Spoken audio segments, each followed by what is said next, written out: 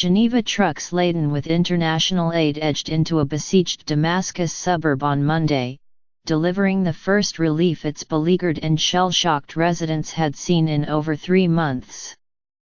But the convoy had to cut short its visit amid continuing fighting and left before some trucks could unload. By the time the convoy of 46 trucks sent by the United Nations, the International Red Cross and the Syrian Arab Red Crescent reached the town of Douma around midday on Monday, government officials had already removed many of the medical supplies. Officials had expected that the trucks would stay overnight to complete the handover of aid to local residents.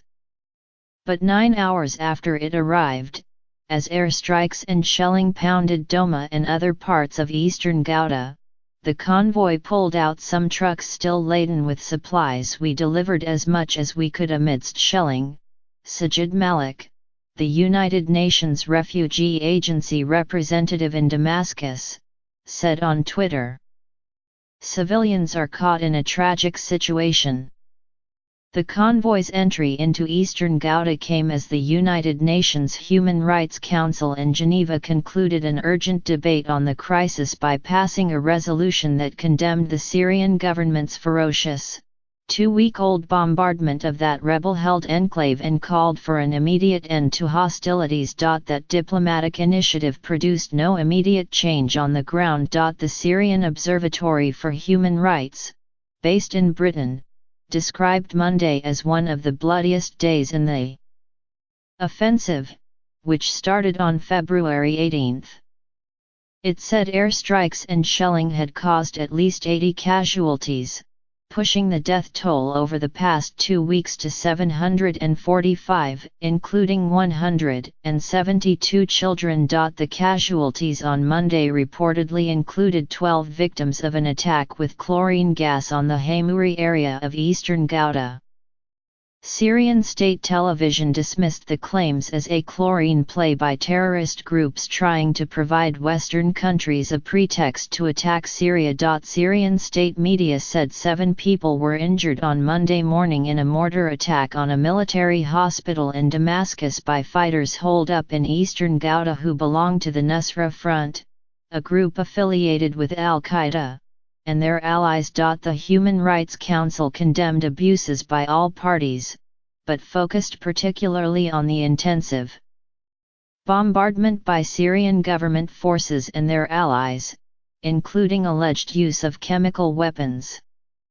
Those responsible for the offensive should be held to account, it said. The Council's resolution represented deepening international frustration and indignation at the assault on eastern Ghouta by the government and its allies, including Russia. The offensive is one of the most ferocious in Syria's 7-year civil war, despite a February 24 United Nations Security Council resolution calling for a 30-day ceasefire and immediate access for humanitarian agencies. There are suspicions that the government once again used chemical weapons, in the face of international condemnation. Syria's state news agency, SANA, said on Monday that advancing government troops had taken control of around 1/3 of eastern Ghouta, after capturing farmland and several villages in the east of the enclave, and the towns of Udia, al-Shafawniyat, and al-Nashabiyah. Loopholes in the Security Council resolution allowed for military operations to continue against terrorist groups.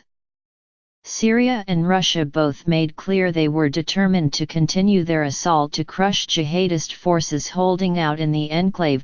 Russian aircraft alone bombed eastern Ghouta and Damascus at least 20 times a day from February 14 to 18, Jason Mack, a senior official of the United States mission in Geneva, told the Human Rights Council on Monday. Last week, Russia unilaterally announced a daily 5-hour ceasefire to allow aid to enter eastern Ghouta along a designated humanitarian corridor, but for several days, no supply trucks entered the region and the fighting continued.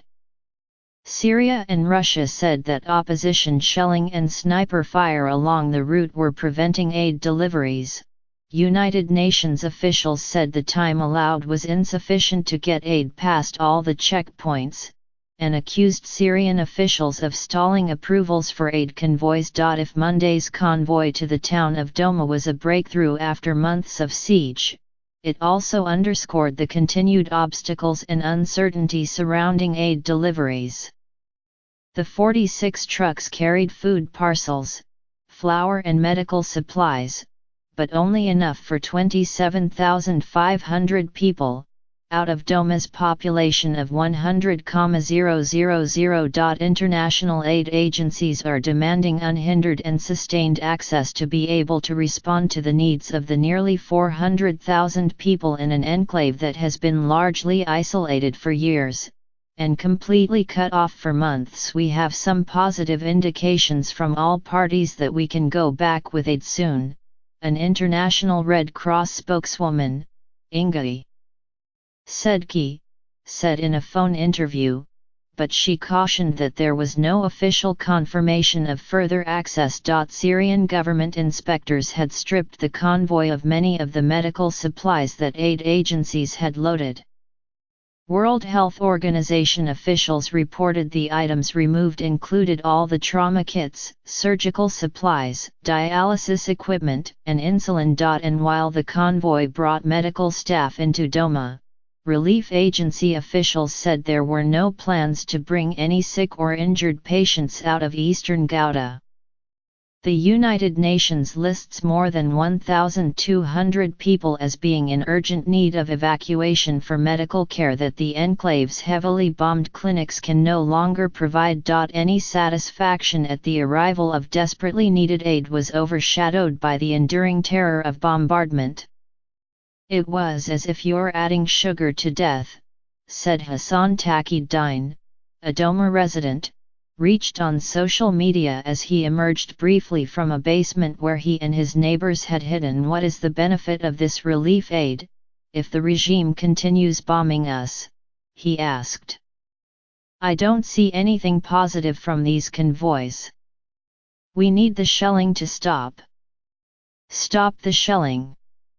President Bashar al-Assad has responded dismissively to the Security Council resolution and to talk of a humanitarian crisis, suggesting there is little immediate prospect of a pause in operations designed to wipe out the last major redoubt of opposition resistance near the capital. "The humanitarian situation that the West is constantly talking about is a very silly lie," he said on state television over the weekend.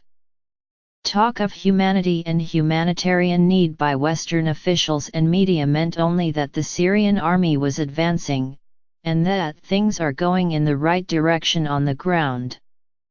Russian and Syrian diplomats took much the same line at the Human Rights Council. Syria's ambassador to the United Nations in Geneva, Hussam Eddin Allah, brushed the resolution off as politicized and selective, ignoring the indiscriminate shelling of Damascus by opposition groups in eastern Ghouta. "The urgent debate called at the request of Britain was useless.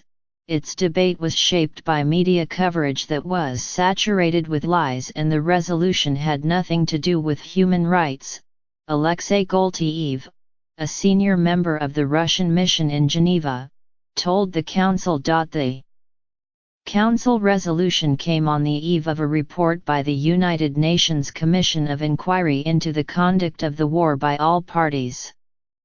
The Council instructed the panel to investigate and report back on the offensive in eastern Ghouta, and to provide evidence of human rights abuses to the United Nations mechanism set up in Geneva to prepare cases for prosecution. The government's attacks on eastern Ghouta were likely to meet the definitions of war crimes and crimes against humanity, Zaid Ra'ad al-Hussein, the United Nations top human rights official, told the Council on Friday. "Civilians there are being pounded into submission or death," he said, "by a government assault that cannot be justified on the basis of targeting terrorists. The perpetrators of these crimes must know they are being identified, that dossiers are being built up with a view to their prosecution," he said. "The wheels of justice may be slow, but they do grind.